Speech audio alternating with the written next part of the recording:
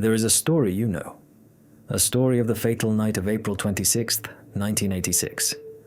A story of human pride, of criminal negligence, and of three men whose names became synonymous with the greatest technological catastrophe in human history. Anatoly Dyatlov, Alexander Akimov, Leonid Toptunov. We were told that it was they, the operators of the fourth power unit of the Chernobyl nuclear power plant, who pushed the wrong buttons, that they violated every conceivable and inconceivable instruction. And at 1:23 in the morning, they turned an atomic giant into a nuclear volcano, spewing death. This story was carved in the stone of official reports, shown in films, and described in hundreds of books. It is simple, understandable, and most importantly, convenient. It gives us scapegoats. It allows us to close the case and sleep soundly, knowing that people were to blame, not a soulless system, not the technology itself. But what if I told you that this story is the biggest and most cynical lie, built on the ruins of the fourth reactor? That the true log of that night is not a log of personnel errors, but a log of a systemic failure, one that was carefully concealed and rewritten by the victors? We begin our investigation not with assumptions. We begin it with cold, impartial data. We have loaded tens of thousands of pages of declassified documents, interrogation transcripts, technical regulations for the RBMK 1000 reactor, recordings of telephone conversations, and even the personal diaries of those involved into the Logos 7 analytical system. The system processed this massive array of information, filtering out propaganda and establishing hidden correlations. And the very first conclusion that Logos 7 produced was unequivocal. The official version of events is not just incomplete, it is a deliberate falsification. Let's return to the official accusation. It states, the personnel conducted a dangerous experiment at an unacceptably low power level, disabled key safety systems, and ultimately, through their actions, drove the reactor into an uncontrollable state. It sounds like a verdict. But Logos 7 asks a simple question. Why? Why did experienced engineers who had dedicated their lives to nuclear energy suddenly turn into madmen playing with nuclear fire? The answer we are given is Dyatlov's arrogance, his pressure on his subordinates. This is a psychologically understandable but completely illogical explanation. We fed the system data on the personality of each operator on that shift, their service records, character references, results of previous certifications. Alexander Akimov, a 33-year-old unit shift supervisor, an experienced and responsible engineer. Leonid Toptunov, a 26-year-old senior reactor control engineer, a young but exceptionally capable specialist who had only been in this position for 2 months. And Anatoly Dyatlov, deputy chief engineer for operations, a man with colossal experience, but also with a reputation as a harsh, demanding manager. The official version paints him as the main villain, who forced the young operators to take a deadly risk under threat of dismissal.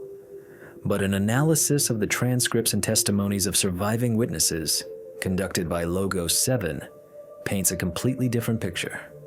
There was pressure, but it did not come only from Dyatlov.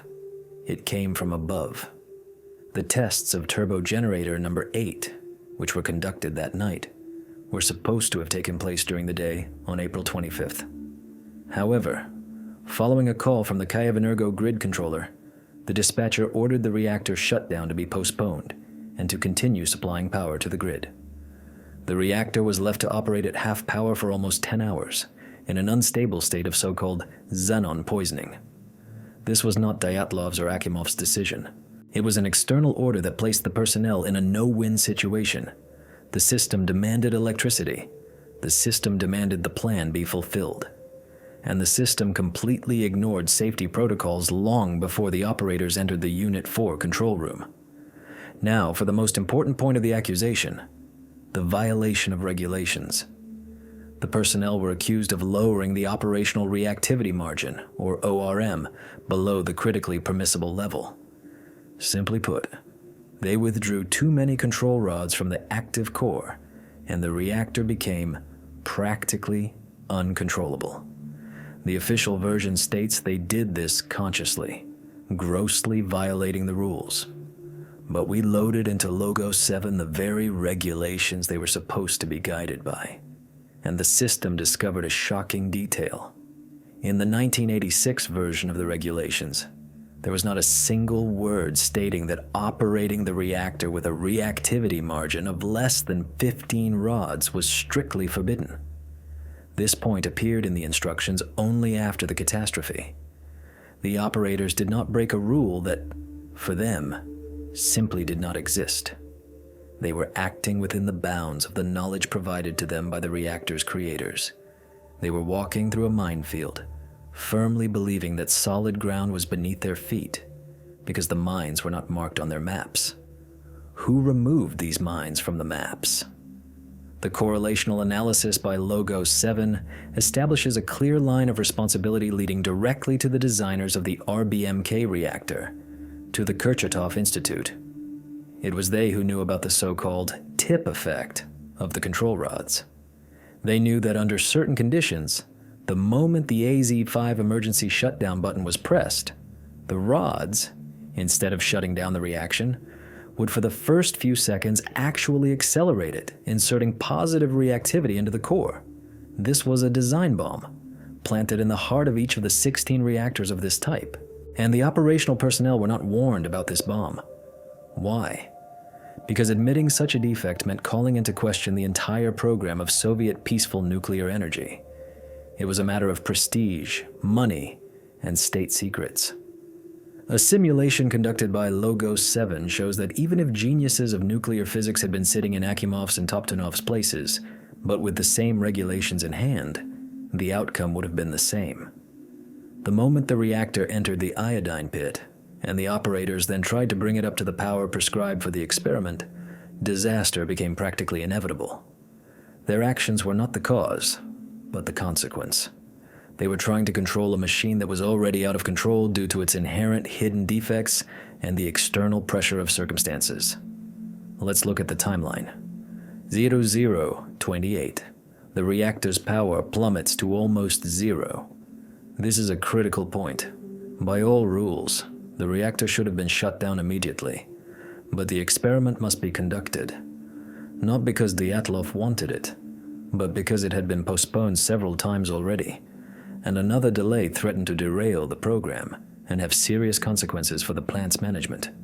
It was not a whim, it was an order. They begin to raise the power, withdrawing the rods. They act slowly and cautiously, but they are already in a trap.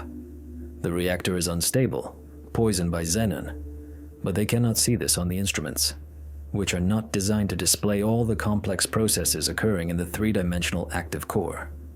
01-23-04. Akimov gives the command to begin the tests. 01-23-40. An operator presses the AZ-5 emergency shutdown button. He does not do it in a panic. This is a standard action upon completion of the experiment. The button that was supposed to reliably shut down the reactor.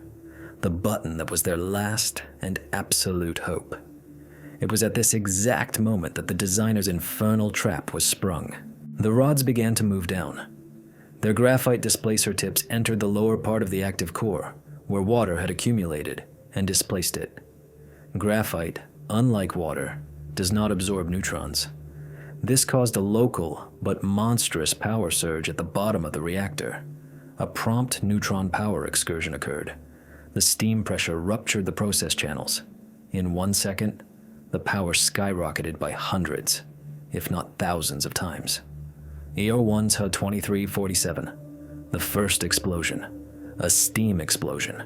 It rips off and throws the 2,000-ton upper biological shield, the so-called Elena plate. ER1 2350. The second explosion. Its nature is still debated, but its power was such that it destroyed everything. Air rushed into the active core. The red-hot graphite ignited. Hell began. And here the second part of the lie begins. The protocol of concealment. when it became clear that a catastrophe of unimaginable scale had occurred, the system activated its main defense mechanism, the search for the guilty.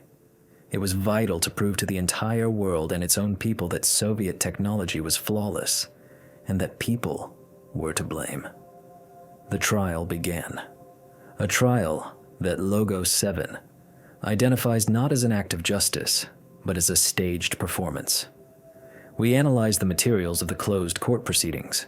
Key testimonies from expert physicists pointing to design flaws were ignored or classified. Valery Legasov, who at the IAEA conference in Vienna first timidly hinted at the role of the design, was quickly reined in. And then, in his posthumous recordings, he told the whole truth. But it was too late. Dyatlov, Fomin, and Bryukhanov each received 10 years in labor camps. Akimov and Toptonov did not live to see the trial. They died in terrible agony in Moscow Hospital No. 6, convinced to the last that they had acted correctly. They became the first victims not only of radiation but also of a monstrous injustice. Thus, the human factor is not the cause, but a convenient label, a screen behind which the true culprits hid. The designers who created a dangerous reactor, the officials who concealed information about its defects, and the entire administrative command system for which fulfilling a plan was more important than human lives. The personnel of Unit 4 were not just accused, they were appointed guilty. Their professional error, made under inhuman conditions and in the absence of critically important information, was turned into a crime to cover up the crime of the system itself. We have only uncovered the first layer of the lie. We have proven that the error protocol was falsified. But beneath this layer lie others, even darker secrets. Why was the emergency shutdown button, in essence, a detonator button? What was the true scale of the RBMK reactor's design defects, and why were they kept secret for decades? In the next chapter, Anomaly AZ5, we will descend into the very heart of the nuclear monster and, with the help of Logo 7, show you the devil's blueprints, proving that the Chernobyl nuclear power plant was doomed to explode from the very moment it was designed. The truth will be more terrifying than any fiction. In the previous chapter, we exposed the first, most superficial lie about Chernobyl. We proved that the version of criminal negligence by the personnel is a convenient screen, stitched with white thread to hide a much more terrible truth. But in exposing the lie, we encountered a paradox that seems unsolvable. If the operators were acting according to instructions, how could they have blown up the reactor? How could a standard procedure, culminating in the press of the most important safety button, lead to an apocalypse? The answer lies not in the psychology of people, but in the physics of the machine, in its dark, hidden defect. Today, we descend into the very heart of the nuclear monster. We will study its blueprints, and we will prove that the AZ5 emergency protection button was not a life raft. It was a detonator. To understand the scale of this anomaly, one must first understand what the RBMK 1000 reactor is. A high-power channel-type reactor, the pinnacle of Soviet atomic engineering. A giant the height of a 7-story building, consisting of nearly 2,000 tons of graphite blocks, pierced by 1,660 process channels with nuclear fuel. It was the pride of the country. It was considered reliable, powerful, and importantly, economical. But, as our analytical system, Logo 7, established, its economy was achieved at the cost of safety. Its design was a compromise, and any compromise in nuclear physics is sooner or later paid for with lives. Logo 7 analyzed all the design documentation, including early blueprints and reports on commissioning work at other plants with reactors of this type. The system identified a fundamental duality in its nature. The RBMK was not just a peaceful atom. Its design allowed for the production of weapons-grade plutonium, and to do so without shutting down the reactor itself. It was a hybrid of a power plant and a military factory. And this duality gave rise to a whole series of design solutions that would be unthinkable in any other reactor in the world. One such solution was the design of the control rods. Imagine you are controlling a wild beast. The control and protection rods are your reins. They are made of boron carbide, a material that greedily absorbs neutrons and thus slows down or completely stops the chain reaction. In the RBMK reactor, there were 211 of them. By inserting them into the active core, you calm the beast. By withdrawing them, you give it free rein. The AZ5 button is the mechanism that sends all these rods into the active core with a single press. It is the emergency brake. It is the ultimate measure that should guarantee a 100% shutdown of the reaction in any situation. That's what the textbooks say. That's what Akimov and Toptunov thought on that fatal night. But they didn't know about the devil hiding in the details. We created in Logos 7 a precise three-dimensional simulation of the Unit 4 active core, a model of the neutron fields and thermohydraulic processes. We recreated the state of the reactor at IR-1 2339 on April 26, 1986, and then we simulated the pressing of the AZ5 button. What the system showed defies common sense. In the first 4 to 5 seconds after pressing the button designed to shut down the reactor, the total power in its lower part did not fall. It grew by several hundred times. How is this possible? The answer lies in 3 elements: the length of the rod, the graphite displacer, and the column of water. The total length of the channel for the rod is 7 meters.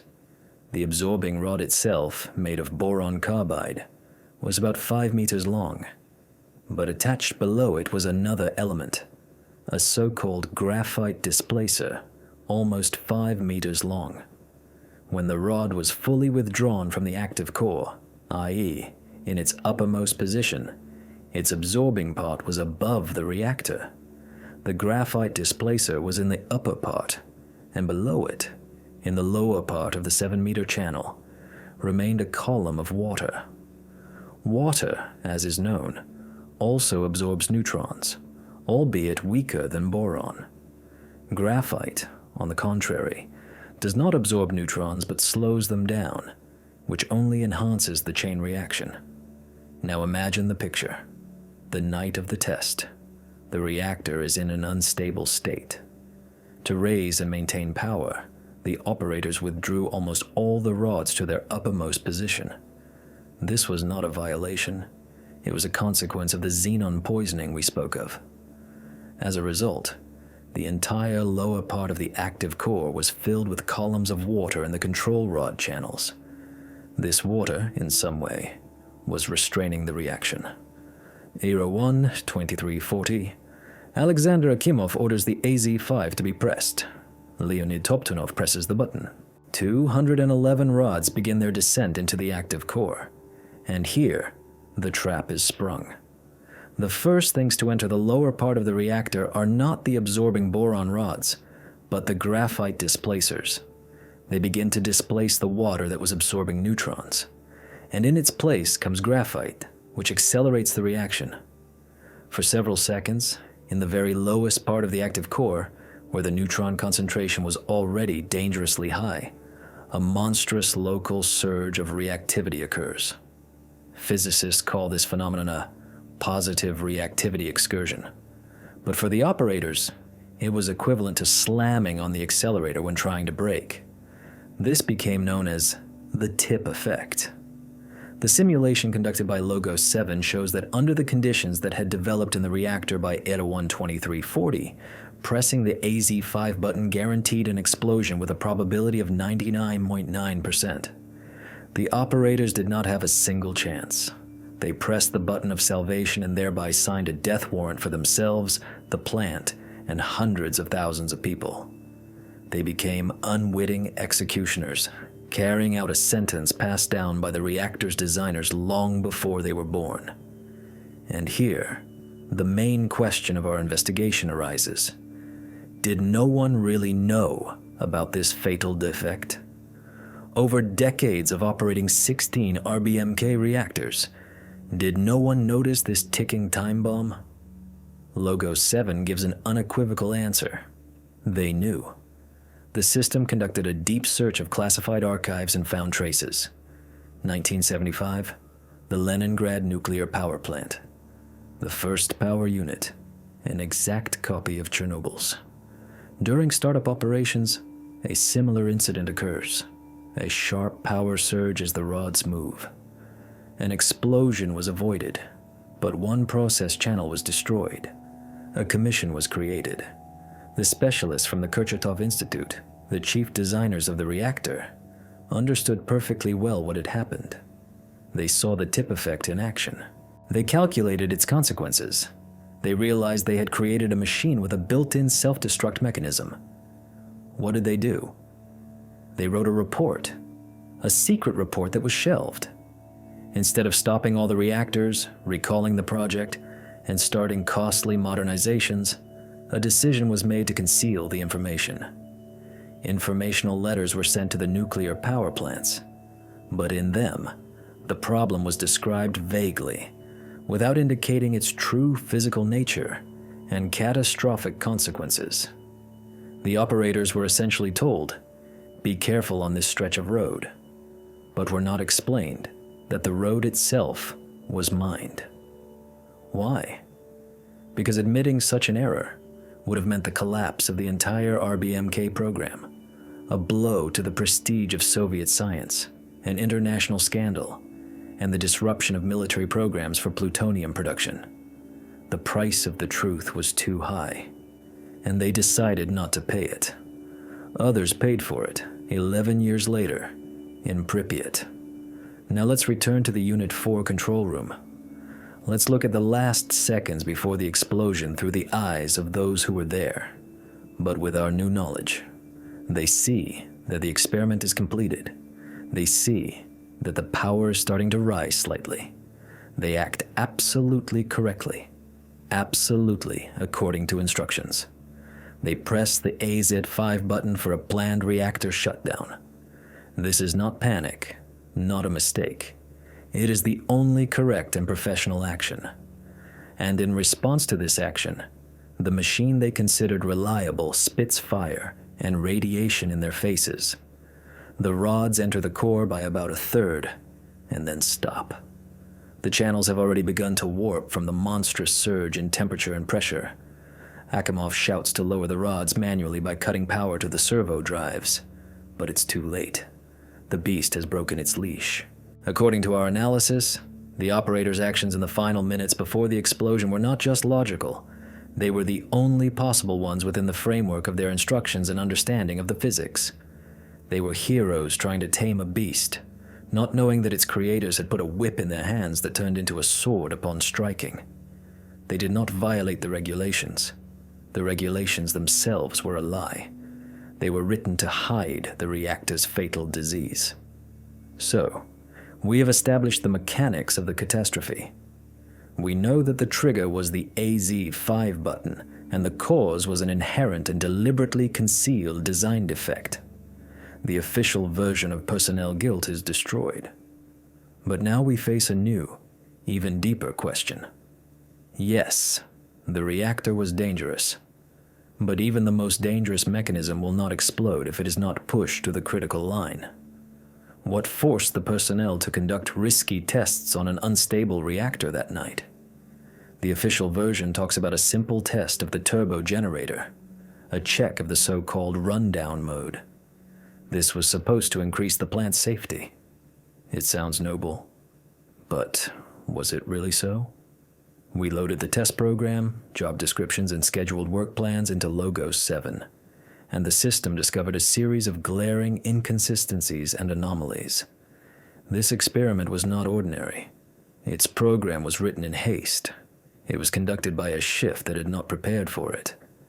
And its goals, as our preliminary analysis shows, may have been quite different from what was stated on paper. Was it really a safety system test? Or was something else being conducted at Unit 4 under its cover? Something secret, that forced the management to neglect all conceivable norms and take a deadly risk. In the next chapter, Code, Experiment, we will uncover the true background of that night's events. We will prove that the tests were merely a cover. And what was actually happening at Unit 4 goes far beyond civilian nuclear energy. In the previous chapter, we established an irrefutable fact.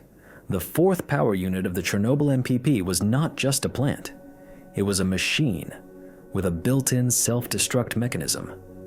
The AZ-5 emergency shutdown button, which should have been the last line of defense, was in fact a detonator. But any bomb, even the most sophisticated, remains safe until someone initiates the fuse. This brings us to the darkest and most convoluted question of this entire tragedy. Why? Why on the night of April 25, 26, 1986, did experienced engineers behave as if they were deliberately leading the reactor to disaster? The official version offers us a simple and noble explanation. It was an experiment to improve safety, a test of the turbo generator rundown mode. It sounds logical. The idea was to check if the inertia of a spinning turbine, after the steam supply was cut off, could generate enough electricity to power the main circulation pumps during the critical minute, while the emergency diesel generators started up. In the event of a total station blackout, this would provide a vital 60 seconds for cooling the active core. The goal was noble, but as the analysis conducted by the Logo 7 system shows, behind this noble facade hid a deadly venture whose goals were completely different. We loaded into the system all the documentation related to this test, not just the official program, but also memos, orders, and most importantly, the technical justifications. And Logo 7 immediately flagged the test program as anomalous. First, it was not developed by the Design Institute or the Construction Bureau, as all norms required. Its author was an outside organization, Dontech Energo. It was a program written by electrical engineers, not nuclear physicists. It described in detail what to do with the turbine and generator, but contained only general, extremely vague instructions for controlling the heart of the station, the nuclear reactor. Second, this program was not approved in the established manner. It lacked the signatures of either the chief reactor designer or the scientific supervisor of the RBMK project. In essence, it was a document that had no legal or technical force for conducting such complex and potentially dangerous manipulations with a nuclear installation. Nevertheless, the plant's management gave it the green light. Why? We posed this question to the Logo 7 system, and a correlational analysis revealed a strong link between the test date and the deadline for handing over the facility to the State Commission. The experiment had to be carried out at any cost before May 1st to report the unit's full readiness for operation. This was not about safety. It was a chase for bonuses and medals. The system demanded a report, and people were willing to sacrifice safety for it. But even this does not explain all the madness of that night. Let's reconstruct the events, relying on the system's data. The experiment was supposed to begin on the afternoon of April 25th. The shift, led by experienced engineer Vladimir Chuganov, was preparing for it. They began a planned reduction of the reactor's power. Everything was going according to schedule, and at 2 p.m., when only minutes remained before the start of the test, the phone rang. The Kiev Energo grid controller demanded that the reactor shutdown be postponed, and that electricity production continue to cover the evening peak consumption in the power grid. This call was the first nail hammered into the coffin of the fourth power unit. Logo 7 simulated the consequences of this decision. For the next 9 hours, the reactor was forced to operate at 50% power. In the physics of RBMK reactors, there is a concept known as the iodine pit, or xenon poisoning. During the fission of uranium, the isotope xenon-135 is formed, a powerful neutron absorber. At full power, it is burned off. But when power is reduced, xenon accumulates like a poison and begins to suffocate the chain reaction. To compensate for this, operators have to withdraw more and more control rods from the active core. By the time the controller finally gave permission to continue reducing power, the reactor was already in an extremely unstable poison state. Any nuclear physicist would have said that conducting any tests under such conditions was pure suicide. The reactor needed to be either shut down and wait 24 hours for the xenon to decay, or return to full power. But the order was to conduct the experiment. And here, Alexander Akimov's night shift comes on stage. People who were not prepared for this test. People who took control of an already sick, poisoned reactor. They receive an order, continue reducing power, and prepare for the tests. And the second fateful event occurs. When switching from one automatic control system to another, the inexperienced Leonid Toptunov makes a mistake, and the reactor's power plummets below 30 megawatts, almost to zero. The reactor, in essence, has stalled. At this moment, according to all existing regulations, it should have been shut down immediately. This is the point of no return. Attempting to raise power from an iodine pit at an almost zero level is the most dangerous mode for an RBMK. It was explicitly forbidden. But Anatoly Dyatlov was on the control bridge, and he gave the order, raise the power. The official version states that this was his sole criminal decision, dictated by stubbornness. But Logo 7, having analyzed the context, offers a different hypothesis. Dyatlov himself was a hostage of the situation. The failure of the experiment would have meant the end of his career as the responsible party, and behind him stood his bosses, Bryukhanov and Fomin, who demanded results, and behind them, the ministry, and behind the ministry, the entire planned economy. It was a chain reaction not of neutrons, but of orders and fear, and they began to do the impossible. They started withdrawing rods from the reactor, one after another. They were literally pulling the reins from the mouth of an enraged beast, trying to force it back to its feet.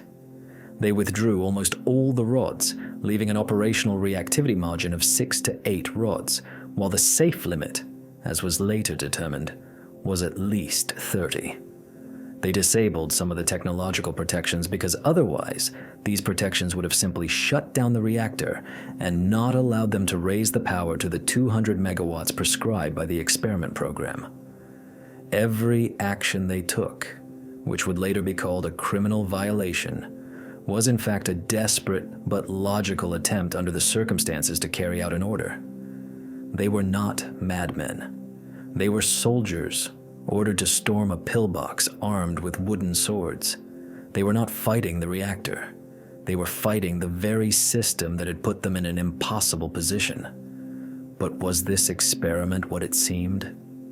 Logo 7 analyzed the power consumption of the unit's key systems in the final minutes before the accident, and it found an oddity. The stated goal was to test the power supply for the main circulation pumps. But parallel to the main test program, other unrecorded measurements may have been conducted at the unit, according to some indirect data. We found fragmented information about the presence at Unit 4 that night of a group of unidentified specialists who were not part of the plant staff. Their names do not appear in official reports. The system put forward a hypothesis that sounds monstrous but explains all the inconsistencies.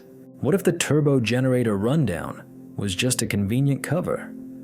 What if the true goal was to study the behavior of the RBMK reactor in extreme transitional modes with a minimal reactivity margin?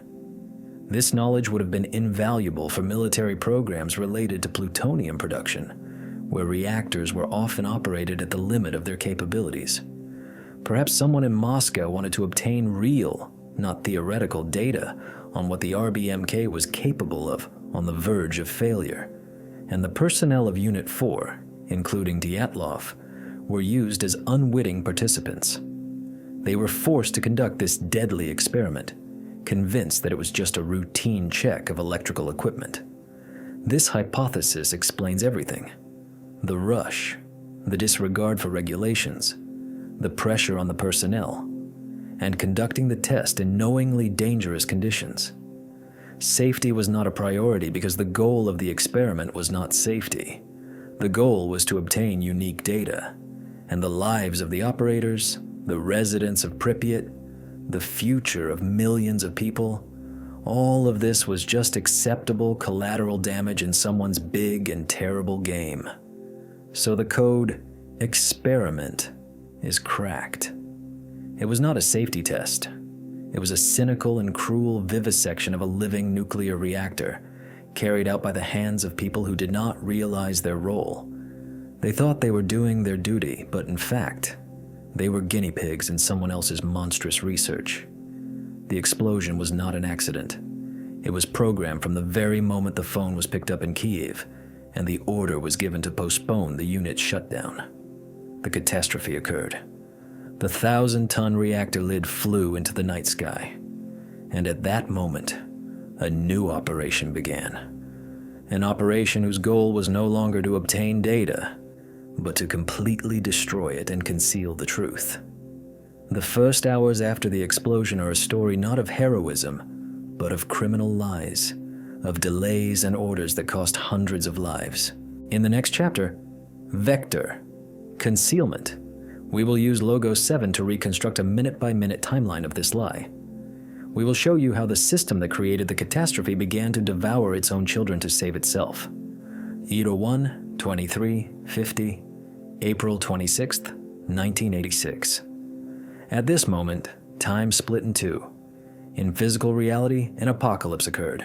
Two powerful explosions, one after the other with an interval of 3 seconds, destroyed the active core of the fourth reactor. The 1,000-ton biological shield was ripped off and thrown into the air like a can lid. A column of radioactive flame, ash, and fuel debris over a kilometer high shot into the Ukrainian night sky. The atomic genie, which humanity had so arrogantly tried to tame, broke free. But in another reality, the reality of human consciousness, in offices and on control panels, nothing of the sort had happened. In this reality, a different chain reaction was triggered. A reaction of denial, fear, and lies. The explosion was not only physical, it was informational. And while the consequences of the first explosion killed bodies, the consequences of the second maimed souls and condemned to death those who could still have been saved. Today, we direct the analytical beam of the Logos 7 system at the first, most crucial hours after the catastrophe. We will reconstruct the vector of concealment, a minute-by-minute chain of criminal orders, deliberate disinformation, and fatal delays that turned a tragedy into a crime against humanity. The first alarm signal reached the Central Fire Station dispatch at 0128. The watch commander of Fire Brigade Number 2, Lieutenant Vladimir Pravik, reported, increased call-out Number 3, fire on the roof of the MPP. Note, a fire on the roof. Not a word about a reactor explosion. The first fire crews, arriving on the scene 7 minutes later at 0135, saw hell. But even they did not realize its true nature. They saw fire on the roof of the turbine hall and thought they were fighting a fire. In reality, they were standing on the edge of an erupting nuclear volcano, and their enemy was the invisible and silent gamma rays and neutron fluxes. But where was the plant's management at this time? Director Viktor Bryukhanov was asleep at his home in Pripyat. He was awakened by a phone call at 0130. He ordered all managers to gather in the civil defense bunker under the administrative building. Arriving at the plant around 2 a.m., he saw the destruction, but his mind, like the minds of his subordinates, refused to accept the unthinkable. We loaded into Logo 7 the recordings of telephone conversations from that very bunker, as well as the interrogation transcripts of surviving participants. The system built a chronology of the lie. At 0215, Bryukhanov calls Moscow to the Ministry of Energy, and he reports. What does he report? He says that an accident and a fire have occurred at Unit 4. But to the key question, what is the state of the reactor? He answers, the reactor is most likely intact. This phrase, "The reactor is intact," became a mantra, a deadly spell that paralyzed the will and reason at all levels of management. Why did he say that? Was it malicious intent?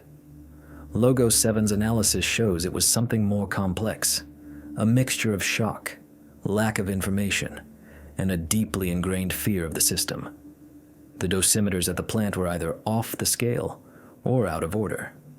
The only high-range dosimeter was locked in a safe, and the key could not be found. Another was broken. The men sent on reconnaissance to the ruins of the unit either did not return or brought back incoherent, contradictory information.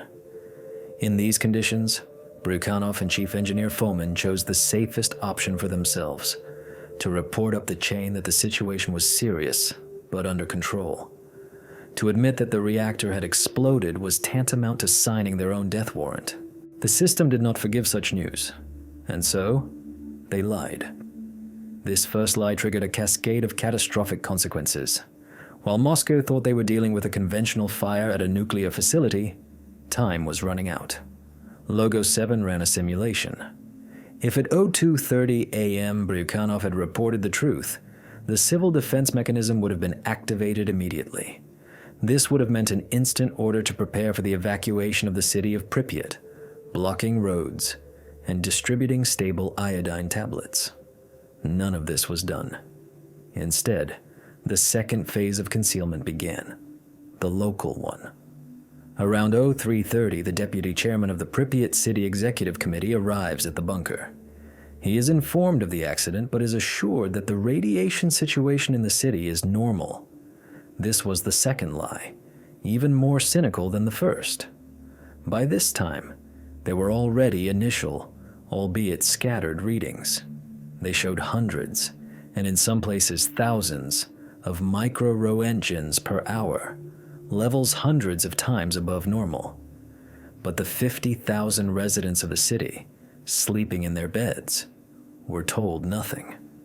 In the morning, they would send their children to schools and kindergartens, walk the streets, breathing the deadly air. Logo 7 overlaid a map of radioactive contamination, reconstructed from subsequent measurements, onto a map of Pripyat. The result is shocking. The west wind blowing that night carried the plume not towards Europe, as is commonly believed, but directly onto the city. The hottest particles settled on streets, parks, and playgrounds. The system calculated that for every hour of delay in evacuation, each resident of Pripyat received a radiation dose equivalent to several X-ray scans. By noon on April 26th, many children playing outside had received doses that predetermined their future illnesses. And all this time, the local authorities, who already knew about the danger, remained silent, awaiting orders from Moscow. And Moscow remained silent because it believed Brukhanov's lie. The circle was closed. The third, most massive phase of concealment began at the state level. By the morning of April 26th, the Kremlin already understood that something serious had happened. A government commission headed by Boris Sherbina was created. But even then, the truth did not come out. At 10 a.m., a brief TASS report was broadcast on Soviet television. It was a masterpiece of disinformation. It stated that an accident occurred at the Chernobyl NPP. One of the reactors was damaged. Measures are being taken to eliminate the consequences. And assistance is being provided to the victims. Not a word about an explosion. Not a word about a release of radiation. Not a word about a threat to the population. This was no longer just a lie born of fear. This was a state policy of information containment. Logo 7 analyzed the entire media landscape of those days. Newspapers came out with reports about spring sowing and preparations for May Day.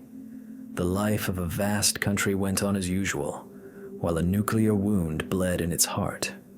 The goal was one: to prevent panic, and most importantly, to save face on the international stage. The Soviet atom had to remain peaceful, and the Soviet system infallible. The truth broke through not from within, but from without. On the morning of April 28th, more than 2 days after the explosion, radiation alarms went off at the Forsmark nuclear power plant in Sweden.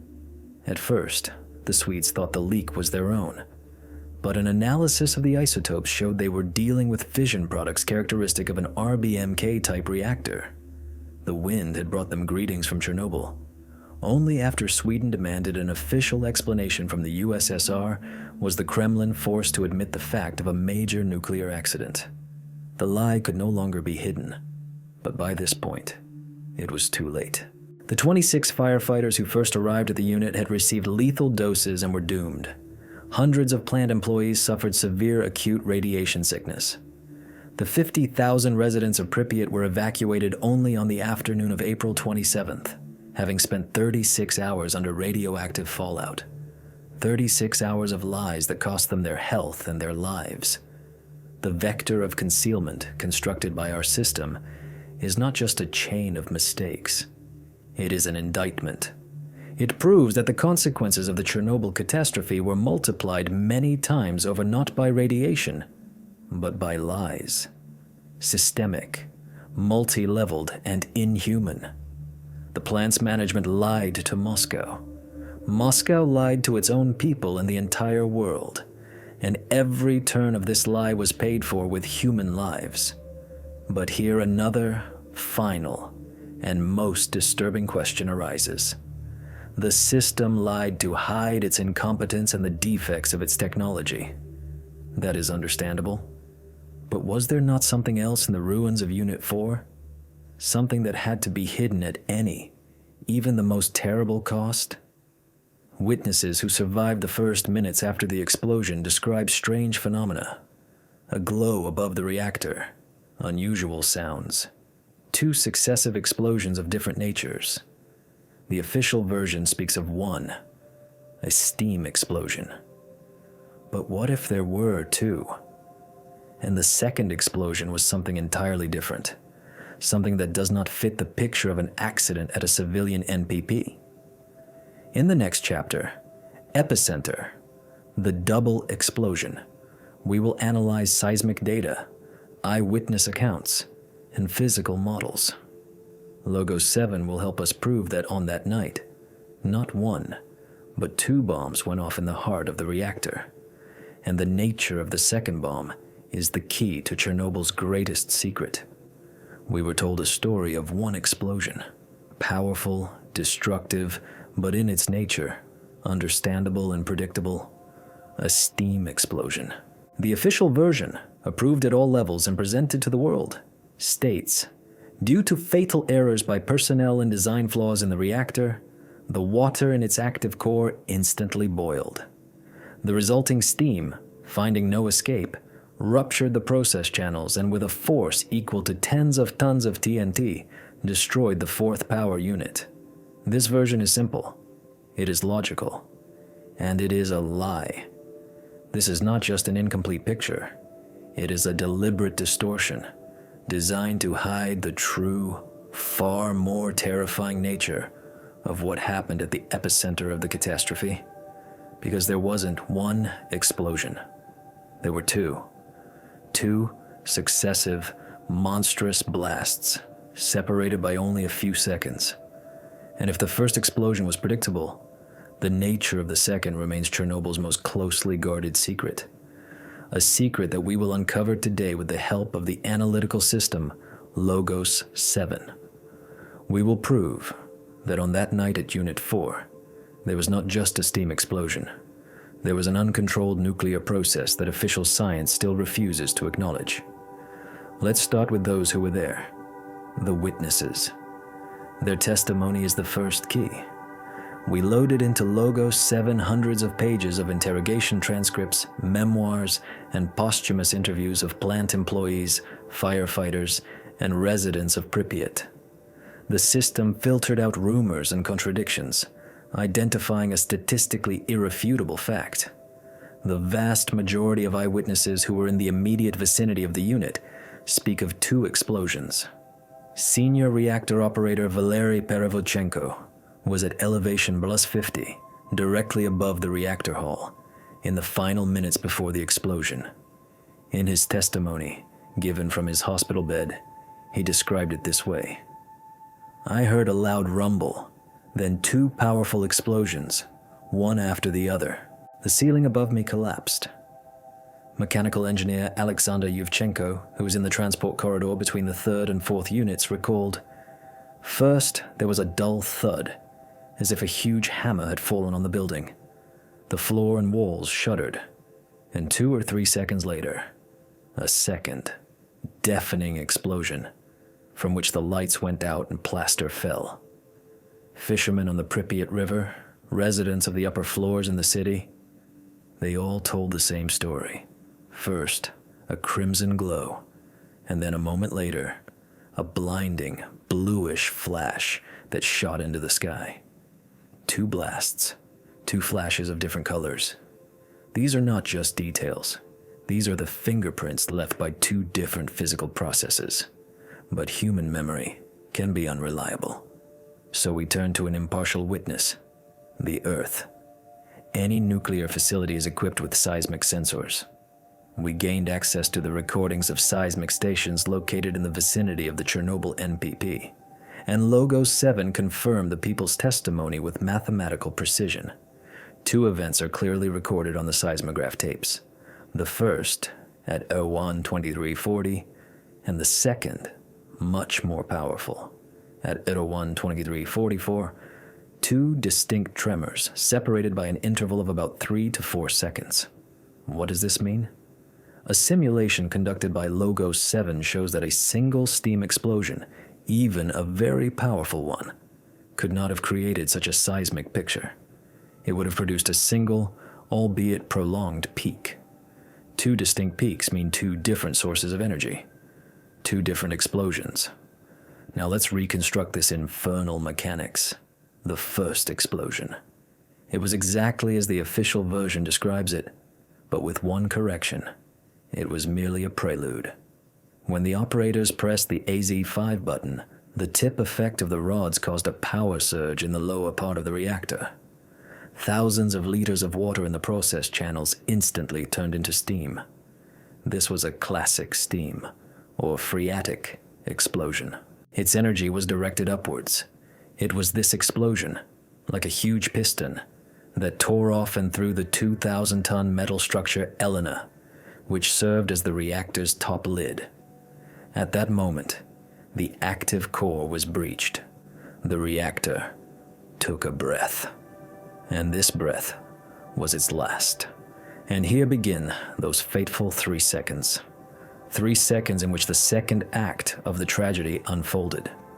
The official version claims that the second explosion was a hydrogen detonation. Supposedly, the steam, in contact with the red-hot zirconium of the fuel assemblies and graphite, produced a huge amount of hydrogen, which, mixing with oxygen from the air that rushed into the destroyed hull, exploded.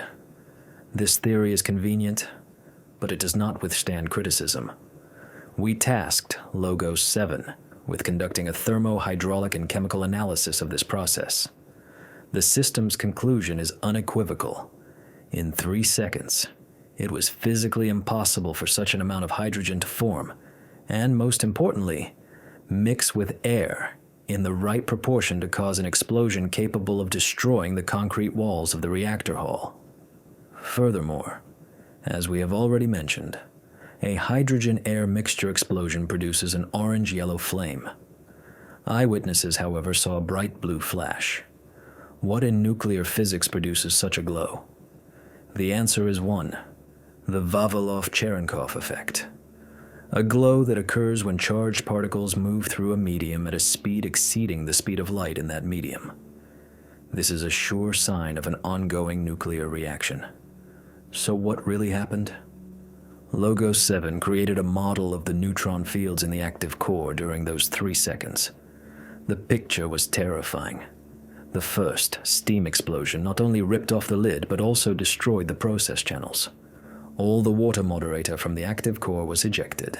The absorbing control rods were either also ejected or got stuck halfway. In an instant, the heart of the reactor turned into an uncontrollable mass of nuclear fuel and graphite.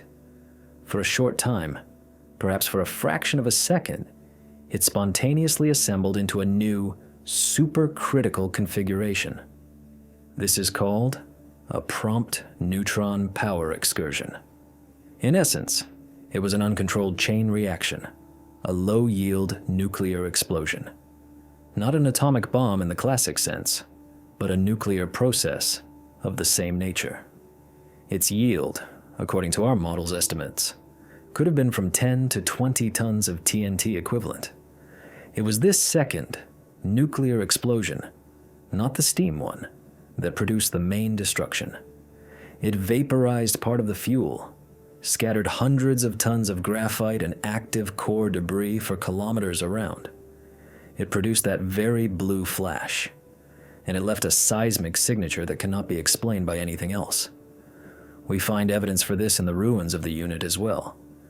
The famous lava, the elephant's foot, is solidified molten fuel, sand, and concrete. An analysis of its composition, conducted after the catastrophe, showed that its formation required temperatures of over 2,000 degrees Celsius. Neither a steam nor a hydrogen explosion can create such heat, but an uncontrolled nuclear reaction can.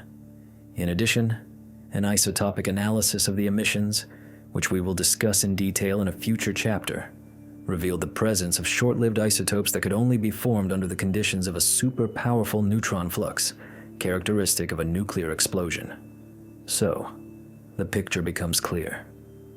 Year 1, Tau 23, 40. A steam explosion breaches the reactor. 01, Tau 23, Pow 44.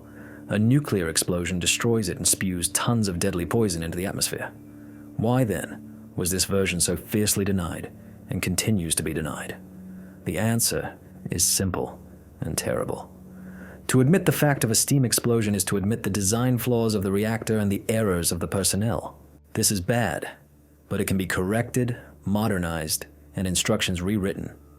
But to admit the fact of a spontaneous nuclear explosion in a civilian reactor is to confess that Soviet nuclear energy created a monster capable of turning into an atomic bomb under certain conditions. This calls into question the safety of all other 15 RBMK reactors. It undermines the very foundations of the peaceful atom. It is a death sentence for the entire industry. And to avoid this sentence, the legend of a single explosion was created. A convenient, acceptable, and safe lie for the reputation of the system. We have uncovered the truth about the epicenter of the catastrophe, but explosions are physics, and behind physics, there are always people. The people who were the first to step into this radioactive hell, the liquidators. Their stories are not only tales of heroism, but also medical records full of mysteries and unexplained symptoms. Official medicine called their deaths the result of acute radiation sickness. But was it? What did they really see? And what were they dying from? Why were their bodies buried in sealed zinc coffins under a layer of concrete? In the next chapter, Victim, the Liquidator, we will examine classified medical archives. Logo 7 will analyze the testimonies of doctors and survivors to prove what the first heroes of Chernobyl encountered was something more than just gamma radiation. And the truth about their deaths may shed light on the true nature of what was ejected from the exploded reactor. They went down in history as heroes. The 28 firefighters of the first shift who arrived at the burning 4th unit, and the hundreds of plant employees who, in the first hours, with no protection and no understanding of what was happening, tried to tame the nuclear beast. Their names are carved on memorials. Their self-sacrifice became a legend. We were told a story of their heroic deed and their martyrdom from acute radiation sickness. This is true, but it is only a small, polished part of the truth. The real story of their suffering and death was classified along with their medical records. Their bodies were buried in sealed zinc coffins under a layer of concrete, not only because they were radioactive. They were buried because they themselves were physical evidence. Evidence that on that night, something more than just fission products was ejected from the reactor. The analytical system Logo 7 has gained access to these closed archives.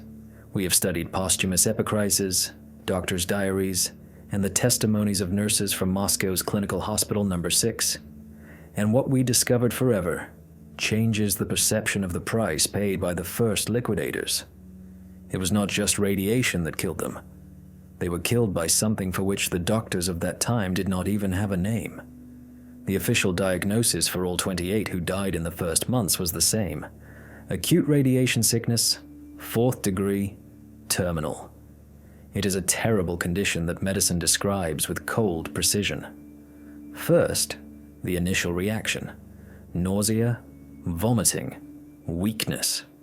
Then comes the so-called latent period, when the person feels as if they are recovering. This is the most insidious illusion, and it is followed by agony, complete bone marrow failure, destruction of the intestinal epithelium, sepsis, and a torturous death. All of this happened. But in the medical records of the Chernobyl victims, doctors described symptoms that did not fit the classic picture of radiation exposure. We loaded thousands of pages of these records into Logos 7. The system compared them with a database of all known radiation accidents, from Hiroshima to Kishtim, and it identified several critical anomalies. The first and most famous of them is the so-called nuclear tan. The skin of the firefighters, especially on exposed areas of the body, face, hands, acquired an unnatural, dark brown, almost bronze hue. This was not like a normal radiation burn, which manifests as redness or blistering. It was something else.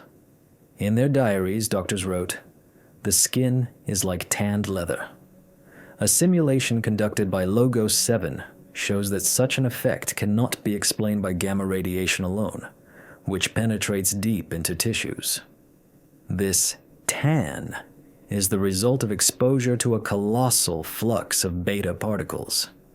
Thousands of billions of beta particles per second bombarded the upper layers of the skin, literally baking them. Such a flux density had not been observed in any known accident before. This indicates that the firefighters were working in direct proximity to fragments of nuclear fuel ejected from the reactor. They were walking on graphite and pieces of fuel assemblies, not even suspecting that each such fragment was a small but incredibly hot source of radiation. The second anomaly is the combination of radiation and thermal burns. Many firefighters had burns to their respiratory tracts. The official version explains this with hot steam and smoke, but Logos 7, correlating this with our theory of a double explosion from the previous chapter, offers a different explanation. The second explosion, nuclear in nature, was accompanied by a powerful flash of light. It was a flash that lasted fractions of a second, but had a temperature of thousands of degrees. Those who were nearby at that moment and took a breath did not just inhale smoke. They inhaled superheated plasma, which burned their lungs from the inside. They received injuries characteristic of the epicenter of a nuclear explosion, not a fire at a nuclear power plant. But the most shocking discoveries awaited us not in the physical injuries, but in the testimonies these doomed men managed to give. They described what they saw. And these descriptions are more like pages from a science fiction novel than reality. Many spoke of a strange, beautiful glow above the reactor ruins. Not just the glow of a fire, but an iridescent, shimmering radiance. Nuclear physicist Vasily Nestorenko later suggested it was the glow of ionized air, but its intensity and colors pointed to processes beyond the simple burning of graphite. Absolutely everyone who was at the unit in the first hours noted a strange metallic taste in their mouth and the smell of ozone. These are classic signs of high air ionization, but one symptom stands out. It is so strange that for a long time, it was considered a fabrication. Watch Commander Vladimir Pravik, a 23-year-old lieutenant, had brown eyes. In the hospital, his eyes turned bright blue. The nurses and doctors who cared for him confirmed this unanimously. What was it? Shock? A mutation? We entered this phenomenon into Logos 7 as a problem with unknown variables. The system, after analyzing the physics of neutron radiation, put forward a hypothesis that makes one's blood run cold. Pravik's eyes had absorbed a monstrous flux of neutrons. Neutrons, unlike gamma quanta, are capable of changing the structure of atomic nuclei. The system suggested that this flux could have caused changes in the melanin pigment in the iris, altering its reflective properties and consequently its color. We cannot state this with 100% certainty, but the very fact that an analytical system found a physical explanation for this phenomenon suggests that the levels of neutron radiation to which the first liquidators were exposed were beyond anything known to science. They took a hit comparable to the direct effects of a neutron bomb. And here, the vector of concealment we spoke of manifests itself fully. The doctors at Hospital Number 6 were not just medics. They were on the front line of an unknown war, but they were ordered to remain silent. We see how the wording in the medical records changes over time. Strange, atypical symptoms begin to be replaced by general, acceptable terms. Thermal radiation skin damage, instead of a description of the bronze tan. Toxic pulmonary edema, instead of a description of burned respiratory tracts. This was medical censorship. The system was not just hiding the scale of the catastrophe, it was hiding its unique, anomalous nature. To admit that people were dying from symptoms similar to the damaging factors of nuclear weapons was politically impossible. The apotheosis of this concealment was the funerals. Why zinc and concrete? The official explanation is that the bodies remained highly radioactive due to gamma radiation. But that's not the whole truth. Logos 7 calculated the residual activity. The main danger was not gamma rays. The main danger was alpha and beta active particles, microscopic fragments of nuclear fuel that the liquidators had inhaled and that had settled in their tissues.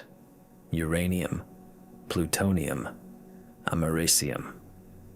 These elements, once inside the body, continue to irradiate the surrounding cells. Their bodies had turned into containers of long-lived radioactive isotopes. If they had been buried in ordinary coffins, these deadly particles would have eventually entered the groundwater. That is why they were buried according to protocols for nuclear waste disposal. They were sealed in zinc, not to protect the living from their radiation. They were sealed to isolate from the world the evidence of what, exactly, was ejected from the reactor. So, the sacrifice of the liquidator is not just a story of death from radiation sickness. It is the story of people who encountered physical phenomena that should not have occurred in an accident at a civilian nuclear power plant. Their bodies became a map of this anomaly, and this map was deliberately hidden and rewritten. But if their organisms contain such strange elements, what can be said about the overall picture of the release? What was its true composition? What other signature besides the signature of death did the exploded reactor leave on the body of the planet? In the next chapter, Signature, Xenon, we will raise our gaze from human tragedies to the global picture of contamination. We will analyze the isotopic composition of the radioactive cloud that covered Europe. Logos 7 will find in it anomalous ratios that will become irrefutable proof that in the final seconds of its life, the fourth reactor was operating in a mode that its creators had not even dared to imagine. When the flames die down and the dust settles, evidence remains at the crime scene. Invisible, silent, but holding the irrefutable truth about the victim's final moments. When the fourth reactor of the Chernobyl NPP died in agony, it left behind just such evidence. Not a crater, not ruins, not the bodies of the dead. It left a cloud. The radioactive cloud that covered all of Europe was not just a poisonous fog. It was the reactor's last word. Its deathbed message, written in the language of atomic nuclei. A message that completely refutes the official version of the catastrophe. The authorities of the Soviet Union and international organizations made colossal efforts to convince the world that a steam explosion and a subsequent graphite fire had occurred. This version, as we have already established, was a lie designed to hide the fatal defects of the reactor and the incompetence of the system. But lies can be fixed in reports and protocols. They cannot be imprinted on the laws of physics. The isotopic composition of the release is like the analysis of gunpowder residue on a murderer's hands. It allows one to determine not only the type of weapon, but also exactly how it was fired. We have loaded into the analytical system Logos 7 all available data on the composition of the Chernobyl cloud, collected by dozens of laboratories around the world. And the system found a signature in this composition, a signature that proves, in the final seconds of its life, the reactor was not just destroyed, it was operating in a mode not provided for by any regulation, in the mode of a nuclear explosion. To understand the essence of this discovery, we need a brief excursion into nuclear forensics. In an operating reactor, the process of fission of uranium-235 nuclei is constantly ongoing. This produces hundreds of different radioactive isotopes, so-called fission products: iodine, cesium, strontium, xenon, plutonium. They are all born and decay at different rates, forming a complex but predictable cocktail. Knowing how long the reactor has operated at a certain power, one can calculate with high accuracy what the ratio of these isotopes should be at any given moment. This is the baseline, the starting point for any investigation. When the explosion occurred, this cocktail was released into the atmosphere. Scientists in the USSR and abroad began to take samples of air, soil, and water, analyzing their composition. One of the first and most important markers were the isotopes of the noble gas xenon. Why them? Because xenon is a gas. It does not enter into chemical reactions and easily spreads over vast distances. Its composition in the cloud is an almost pure, undistorted imprint of the processes that were taking place in the active core. And here, we encounter the main mystery, the xenon anomaly. Two isotopes play a key role, xenon-133 and xenon-135. Both are products of uranium fission. But there is a nuance. Xenon-133 is formed relatively slowly in a decay chain, but xenon-135 is born mainly from the decay of its parent, iodine-135, which has a very short half-life of only 6.5 hours. What does this mean in simple terms? The amount of fresh xenon-135 directly indicates how much iodine-135 was in the reactor at the time of the accident, and the amount of iodine-135 in turn is directly dependent on the intensity of the chain reaction, i.e., the reactor's power. The official version states, the reactor had been operating for many days, then its power was reduced, and it exploded at this reduced power. Logos 7 built a model of the isotopic composition for such a scenario. In this case, the ratio of xenon-133 to xenon-135 should have been quite specific, calculated based on the unit's operating history. And now, the real data. The very first air samples, taken by specialists from the Klopin Radium Institute in Leningrad as early as April 29th, showed a result that shocked the scientists. The ratio of xenon isotopes was completely anomalous. It did not correspond to a reactor that had been operating for a long time and was then shut down. On the contrary, it corresponded to a reactor that had just, literally, seconds before its destruction, reached a monstrous, supercritical power and undergone a massive surge in the chain reaction. The amount of fresh xenon formed from short-lived iodine was so large that it was impossible to explain within the framework of the official version of a steam explosion. We tasked Logos 7 with performing a reverse simulation to find a reactor operation scenario that would lead to the observed isotopic composition. The system's result was unequivocal. To obtain such a xenon signature in the final seconds before destruction, a significant part of the active core must have undergone an uncontrolled prompt neutron chain reaction with an energy released thousands of times greater than the nominal power. This is direct, irrefutable physical proof that the second explosion, which we discussed in Chapter 5, was nuclear in nature. The reactor was not just torn apart by steam. It exploded like a low-yield nuclear device. This xenon anomaly is the most inconvenient fact for the defenders of the official version. They tried to explain it by complex processes of graphite burning, selective release of different elements. But none of these hypotheses withstands criticism and cannot explain the observed figures. Isotopic composition is mathematics, and you cannot argue with mathematics. The xenon signature is a death sentence for the official version of the catastrophe. But Xenon was not the only witness.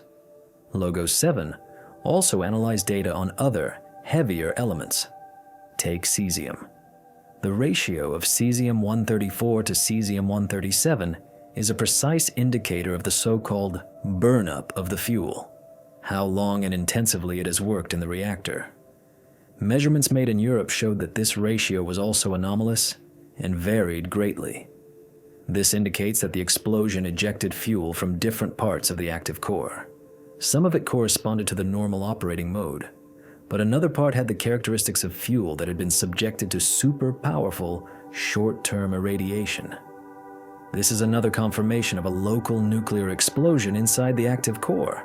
And finally, the heaviest evidence, transuranic elements, plutonium, americium, curium.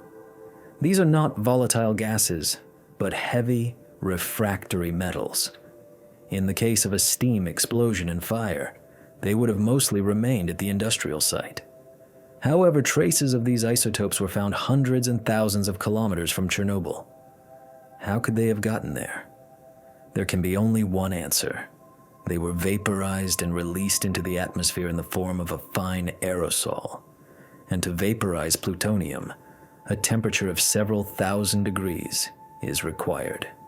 A temperature that is only reached at the epicenter of a nuclear explosion. Thus, the entire picture of the release, from light xenon to the heaviest plutonium, screams the same thing. What happened at Unit 4 was not an accident in the usual sense of the word. It was a unique, complex physical process involving at least 2 explosions, the second of which was nuclear in nature. It was a catastrophe of a new, unprecedented type. And this brings us to the most alarming question. Nuclear scientists in the USSR, in Europe, in the USA, they saw the same numbers. They understood what the xenon anomaly meant. They could not fail to understand that Moscow's official version was a lie. So why did the whole world accept it so easily? Why did the IAEA, the main international organization for atomic energy, essentially just repeat the conclusions of the Soviet Commission, only slightly scolding them for concealing information? If the scientific evidence was so obvious, why did no one sound the alarm? Was it a manifestation of political naivety and trust? Or was it something more? Something akin to a global conspiracy? In the next chapter, Operation Silence, we will shift our investigation from the physical to the geopolitical level. We will analyze diplomatic correspondence, secret intelligence reports, and the backroom negotiations of that era. Logos 7 will help us uncover the truth about the international reaction to Chernobyl, and we will prove that the world's silence was not accidental. It was a carefully orchestrated operation to conceal the truth, in which not only Moscow but also Washington, Paris, and London had an interest, because the truth about Chernobyl threatened the entire global nuclear program, both civilian and military. In the previous chapter, we deciphered the final message of the 4th reactor. Its isotopic signature, left in the radioactive cloud, became irrefutable scientific proof. On that night, there was not just a steam explosion. There was a low-yield nuclear explosion. This fact, as we established, was obvious to any competent nuclear physicist who had access to air samples at the end of April 1986. And this brings us to the biggest paradox of this entire story. If the truth was written in the heavens in the language of atoms, why did the world choose to take their word for it? Why did the world community, possessing all the tools to expose the Soviet lie, not just remain silent, but effectively become its accomplice? We are told it was the policy of détente, a desire not to escalate relations with Gorbachev's USSR. This is a convenient, but too simple, explanation. Today, we will prove that the world's silence was not an act of goodwill. It was a global, carefully orchestrated operation. Operation Silence. And its goal was not to save political dialogue, but to save the entire global nuclear industry from the mortal blow that Chernobyl had dealt. Let's go back to the end of April 1986. On the 28th, the Swedish Forsmark nuclear power plant detects radioactive contamination. The world is in a panic. The first few days are a storm of accusations against the Soviet Union. The Cold War is in full swing, and Chernobyl is a perfect trump card in the hands of the West. A perfect opportunity to demonstrate the technological backwardness, irresponsibility, and mendacity of the Soviet system. We loaded into Logo 7 thousands of media publications and official statements by Western leaders from that period. An analysis of the tone shows a sharp peak in aggressive rhetoric. It seemed the world was ready to put Moscow on a show trial. But then something strange happens. The storm begins to subside as suddenly as it began. The key moment, the turning point, was the special IAEA, International Atomic Energy Agency, conference in Vienna in August of that year. A Soviet delegation headed by academician Valery Legasov arrived. The whole world was waiting for revelations, demanding answers. Legasov took the podium and presented a 5-hour report. He was honest, but only halfway. He described in detail the sequence of events, the violations of regulations by the personnel, the fatal AZ-5 button and its tip effect. He admitted to design flaws, but he avoided the key point, the nature of the explosion. The ultimate blame was placed on the human factor and a unique confluence of circumstances. Not a word was said about a nuclear explosion. And what did the world do? It applauded. The head of the IAEA, Hans Blix, publicly thanked the Soviet delegation for their unprecedented openness. The conference, which could have been a tribunal, turned into an act of collective forgiveness. Why? Did the hundreds of the world's best physicists sitting in the hall not see the xenon anomaly? Did they not understand that Legasov's story was only part of the truth, hiding its most terrible core? Logo 7 conducted a deep analysis of the non-public part of this story, the backroom negotiations, diplomatic correspondence, and intelligence agency reports. And the system constructed a picture of a global conspiracy based on a simple principle: shared fear. Fear not of Soviet missiles, but of their own citizens. Let's look at the context. By 1986, nuclear energy in the West was already going through hard times. In 1979, a serious accident occurred at the 3 Mile Island NPP in the United States. A core meltdown, a release of radiation, an evacuation of the population.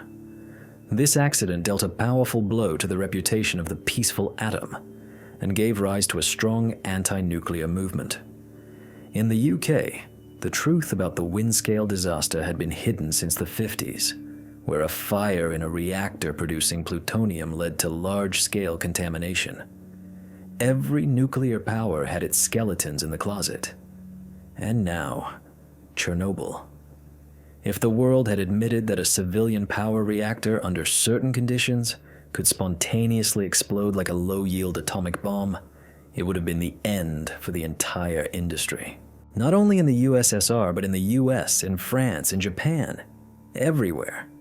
It would have been an argument that no lobbyists could refute.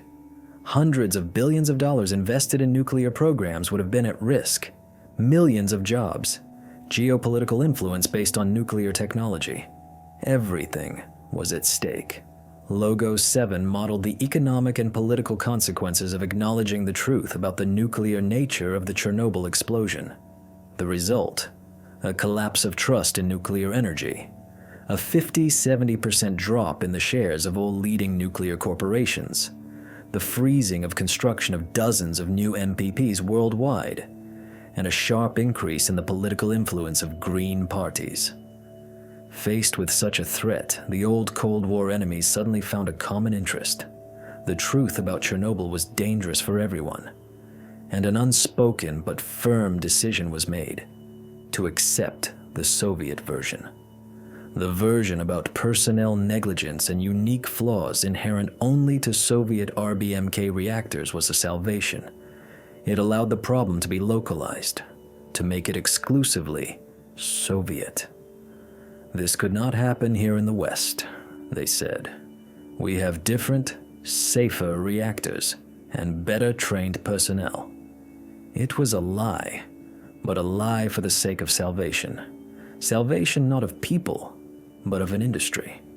The so-called Nuclear Brotherhood, an informal community of scientists, engineers, and politicians connected to the nuclear industry worldwide, worked as a single organism.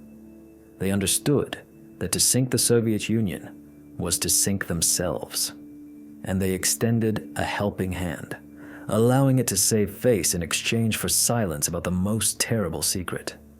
The IAEA played a key role in this operation. On paper, it is an independent international regulator, guarding nuclear safety. But Logo 7, after analyzing the organization's charter and history, classifies it differently. The IAEA is, in essence, a trade union for the global nuclear industry. Its dual mission is to control and simultaneously promote the development of the peaceful atom. And the second mission has historically always outweighed the first. Acknowledging the fact of a nuclear explosion at Chernobyl would have caused irreparable damage to the very idea that IAEA was created to promote. Therefore, the organization became not a judge, but a lawyer. It helped package the Soviet lie in a respectable, scientific-looking wrapper and sell it to the world. Operation Silence was a success. The world calmed down. Chernobyl became a story about a distant, technologically backward country and its irresponsible workers. Nuclear power plants in the West continued their work. The truth was buried under tons of political agreements and corporate interests, buried along with the liquidators in the Matino cemetery. So, we have assembled all the pieces of this mosaic. We know that the official version of personnel guilt is a screen. We know that the reactor had an inherent defect that turned the safety button into a detonator. We know that the fatal experiment was a venture imposed from above. We have proven that there were 2 explosions, and the second was nuclear in nature. We saw the truth in the death throes of the liquidators and in the isotopic signature of the radioactive cloud. And now we know that the whole world entered into a conspiracy to hide this truth. All the elements of the investigation are in place. It is time for the final step. It is time to assemble them into a single, chronologically verified picture.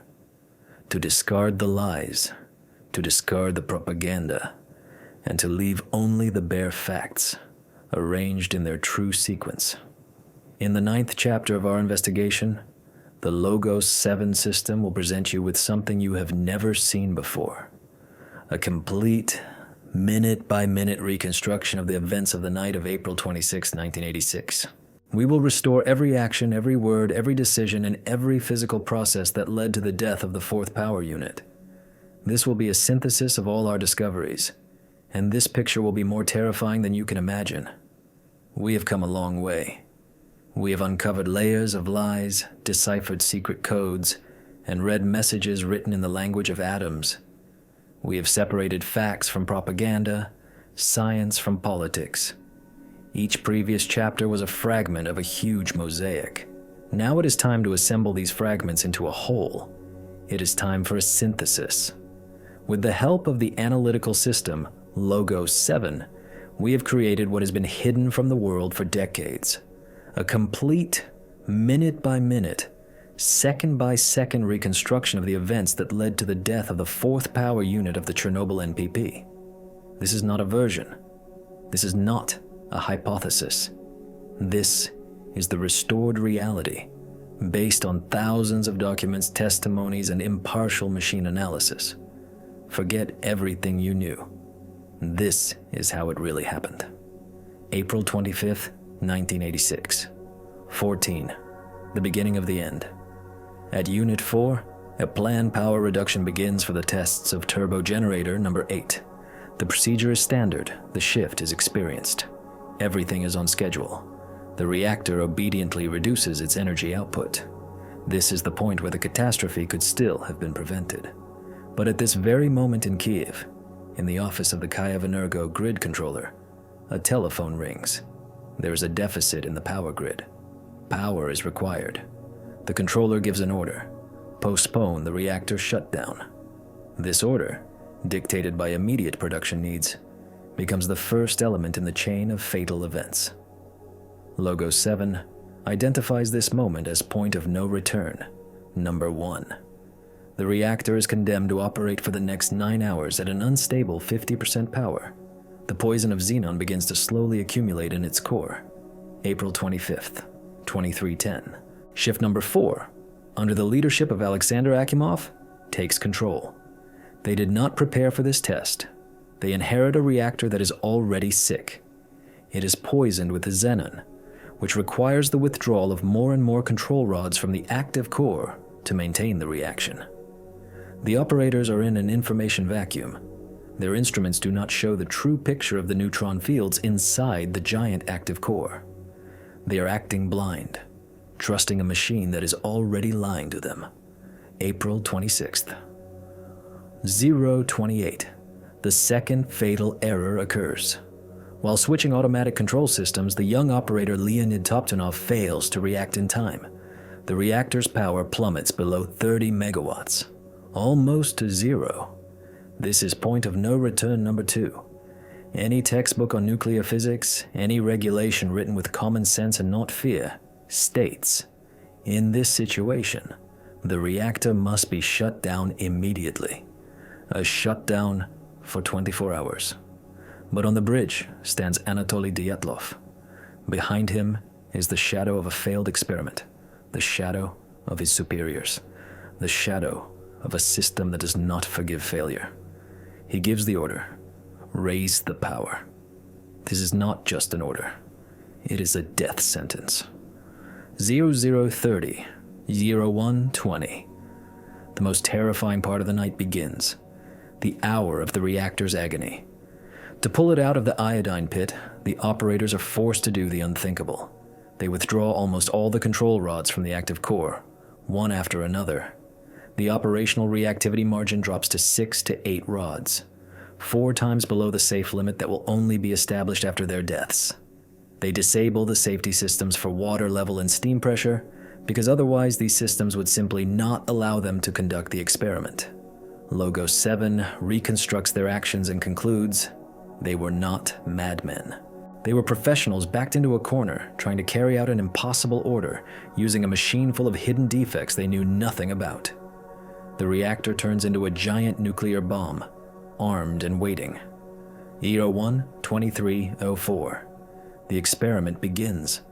The steam supply to turbine number 8 is cut off. It begins to spin on inertia, in rundown mode. It is at this moment that the measurements for which everything was undertaken were supposed to be made. But the reactor is already living its own life. The power begins to rise, slowly but steadily.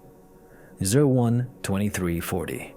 Alexander Akimov, seeing the power increase, makes the only correct, standard, instruction-prescribed decision. He gives the order: shut down the reactor. Leonid Toptunov presses the red AZ-5 emergency shutdown button, the button that was supposed to save them all, but instead of salvation, it triggers an infernal mechanism. 1 second. 01 to 2341. 211 absorber rods begin their downward movement. But the first to enter the lower, most overheated part of the active core are not them, but their graphite displacers. The Logo 7 simulation shows how in this second, a monstrous excess of positive reactivity arises at the bottom of the reactor. The graphite displaces the water absorber, and the chain reaction goes out of control. The power begins to grow exponentially. 2 seconds. 01 2342. The fuel assemblies in the lower part of the reactor begin to disintegrate. thousands of degrees of heat. The fuel melts and comes into contact with the water. The steam pressure in the process channels increases hundreds of times in a fraction of a second. 3 seconds. Era 1, 23:43. The instrument needles on the control panel go off the scale and then to 0. The operators hear a growing rumble and impacts. The first process channels are rupturing. The emergency protection rods only manage to travel a third of the way down and get stuck. The machine no longer obeys man. 4 seconds. 01, 23:44. The first explosion. A steam explosion. Energy equivalent to tens of tons of TNT throws the 2,000-ton upper reactor lid.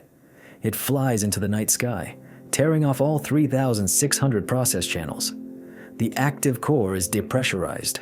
Air rushes inside. 7 seconds. Era 1, 23:47. The second explosion. For 3 seconds, the reactor becomes something like a pulsar. Having lost its water moderator and absorber rods, the active core spontaneously forms a critical mass. A prompt neutron power excursion begins. A low-yield nuclear explosion. A brilliant blue flash, visible for kilometers. The temperature at the epicenter reaches that of the surface of the sun. This second explosion vaporizes hundreds of tons of fuel, graphite, and concrete, ejecting them to an altitude of over a kilometer. It is this explosion that causes the main destruction and creates that anomalous xenon signature. 01 to 24 South. In the control room, dust, darkness, a roar. The men are in shock. They cannot believe what has happened. Their brains refuse to accept reality. Akimov and Toptunov, irradiated with a lethal dose, will try to supply water to the reactor until the very end, firmly believing that it is intact, because the alternative is unthinkable. 0128. Fire crews under the command of Lieutenants Pravik and Kibanok respond to the alarm. They are going to extinguish a fire on the roof. They do not know they are driving into the epicenter of a nuclear explosion. They do not know that their heroic act will cost them their lives, and their bodies will become terrible evidence that the system will try to hide. Euro 2:15. Plant Director Bryukhanov calls Moscow and utters the fatal phrase that launched the vector of concealment. The reactor is most likely intact. From this minute on, the lie becomes official policy. There it is, the true timeline of the greatest catastrophe. The reconstruction created by Logo 7 leaves no stone unturned of the official version. This was not a story of error. It was a story of a program tragedy where every participant, from the dispatcher in Kiev to the operator in Chernobyl, was just a pawn in a game whose rules they did not know. We now know how it happened, to the second.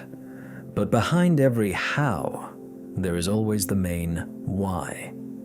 We have solved the mechanics of the explosion, but we have not yet solved the intent. Was this fatal experiment really just a routine check of electrical equipment, as they assure us? Or was there another, secret purpose behind this innocuous facade? A purpose for which someone at the top was willing to risk everything. A purpose that might explain the inexplicable haste, the disregard for safety, and the pressure on the personnel. In the final chapter of our investigation, we will answer this last question. We will uncover the protocol that still lies under the top secret classification. We will prove that the true purpose of the experiment that night had nothing to do with the peaceful atom. We will reveal the code, the plutonium protocol. We stand at the threshold of the finale. In the previous 9 chapters, relying on the cold logic of the analytical system Logo 7, we have methodically, step by step, dismantled the edifice of official lies built on the ruins of Chernobyl. We have proven that the personnel were not criminals, but victims. That the reactor was not a reliable giant, but a ticking time bomb. That there was not one explosion, but 2, and the second was nuclear in nature. That the world entered into a conspiracy to hide this terrifying truth. We have reconstructed a minute-by-minute picture of the catastrophe. But in answering the question how, we have left the main, darkest question unanswered. Why? Why was it necessary to conduct a risky experiment on an unstable reactor poisoned by xenon? Why was monstrous pressure put on the personnel, forcing them to violate all conceivable and inconceivable safety limits? The official version of testing the turbo generator rundown mode to improve safety crumbles to dust under the weight of the evidence we have collected. It was just a screen, a convenient cover for an operation whose true goals were so secret that not even the plant director knew about them. Today, we will uncover this final, deepest layer of secrecy. We will present to you the conclusions of Logo 7 on the protocol we have conditionally named the Plutonium Protocol. And these conclusions will prove the Chernobyl catastrophe was not an accident. It was the tragic finale of a secret military program that spun out of control. To understand the essence of this hypothesis, we need to return to the design of the RBMK reactor itself. As we have already mentioned, it was a dual-purpose reactor. It not only generated electricity, but was also an ideal tool for producing weapons-grade plutonium-239. Unlike pressure vessel reactors like the VVER, the RBMK's design allowed for on-load refueling without shutting down the reactor. This made it possible to extract fuel assemblies with minimal burn-up from the active core, in which the purest, highest quality plutonium, suitable for creating a new generation of nuclear warheads, accumulated. The Chernobyl NPP, like other plants with RBMK reactors, was not just part of the USSR's energy system. It was a hidden element of its nuclear shield and sword. By the mid-1980s, the Cold War had entered a new, fierce phase. The Star Wars program announced by Reagan required an asymmetrical response from the Soviet Union. New, more compact and powerful warheads were needed, and for them, plutonium of special quality was required. Logo 7 conducted a correlational analysis between the operating schedules of RBMK power units and the peaks of activity at Soviet nuclear test sites. The system found a hidden but stable connection. The operation of certain units was often switched to non-standard modes, optimal specifically for plutonium production, not for energy generation. And here we come to the experiment of April 26th. Officially, a test of electrical equipment. But we loaded into Logo 7 all available information about secret research being conducted at that time within the walls of the Kurchatov Institute and related military research institutes. The system found what it was looking for: traces of a program codenamed Photon. The goal of this program was to study the possibility of using RBMK-type power reactors for so-called flash irradiation. This referred to a short-term but super-powerful pulsed mode of reactor operation. Such a mode allowed for the production of unique short-lived isotopes necessary for the creation of nuclear-pumped X-ray lasers, one of the key elements of the Soviet program for an asymmetrical response to SDI. Now let's put all the pieces of the puzzle together. The experiment at Chernobyl was not just a turbine test. It was a cover. The real goal was to study the behavior of the RBMK reactor at extremely low power levels with a minimal reactivity margin, followed by a sharp ramp-up to a given level. These are classic conditions for preparing for a pulsed mode. The group of unknown specialists, whose presence at the unit some witnesses mentioned, were most likely representatives of that very military program. They were not controlling the reactor. They were collecting data. They needed real, not theoretical sensor readings under extreme conditions. The pressure on Dyatlov and the plant management is not explained by the chase for bonuses. It is explained by an order from Moscow, from men in uniform, who needed this experiment at any cost. They were not reactor physicists. For them, the reactor was just a tool, a black box. They did not fully understand all the risks, and those who did, the reactor designers, remained silent, afraid to admit the fatal defects of their machine. Thus, the events of that night appear in a completely different, sinister light. The personnel of Unit 4, without knowing it, were conducting not a safety test, but preparation for a military experiment. With their hands, Scientists from secret research institutes were trying to find the limits of the reactor's capabilities, and they found it.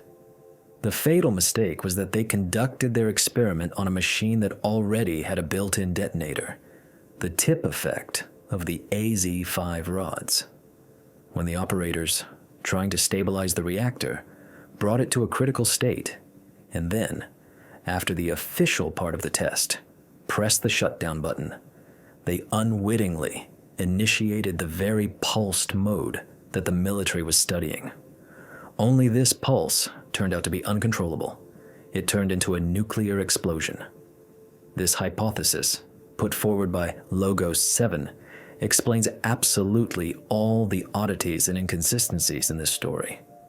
It explains why the experiment was conducted in knowingly dangerous, unstable conditions, because these very conditions were the subject of the study. It explains why all safety procedures were ignored, because the military objective was more important than civilian regulations. It explains why the second nuclear explosion occurred, because the reactor was deliberately brought to a state where such an explosion became possible. And finally, it explains the total, multi-leveled concealment of the truth. They were not just hiding a design defect. They were hiding the failure of a secret military program. They were hiding the fact that in the pursuit of military superiority, the Soviet system had gambled with the lives of millions of its citizens and lost. To admit this would have been tantamount to confessing to a state crime. Chernobyl is not a story of negligence. It is a monument to a system in which the peaceful atom was just a screen for the military atom. A system in which human life was worth nothing compared to the interests of state security.